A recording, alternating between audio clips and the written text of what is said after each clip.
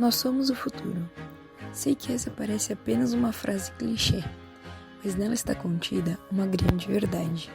Eu sonho com um futuro onde podemos ver um crescimento sustentável onde quer que olhemos. No meio ambiente, diminuímos a poluição, o aquecimento global, paramos o desmatamento e as queimadas, cuidamos dos animais, não contribuímos para o abandono ou tráfego ilegal.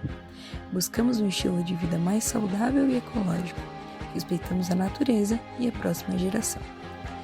No meio social, incentivamos a diversidade, dizemos não ao preconceito e amamos a todos independente da diferença de gênero, raça, etnia, idade, opiniões, culturas e religiões.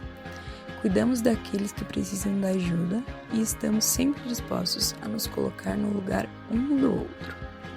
No meio econômico, buscamos ajudar a cada um a crescer profissionalmente, respeitando um ao outro com ética e transparência. Dizemos não à corrupção, à enganação e à mentira. Trabalhamos em equipe para ajudar no crescimento pessoal e organizacional.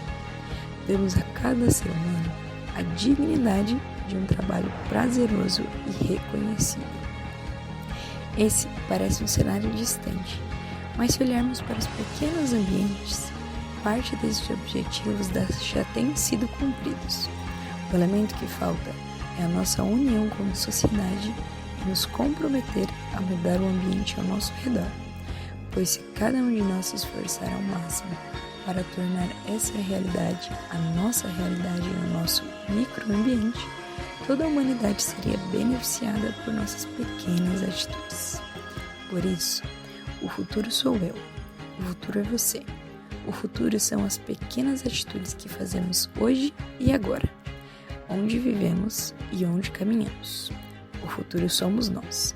Seja você também aquilo que você quer ver no futuro.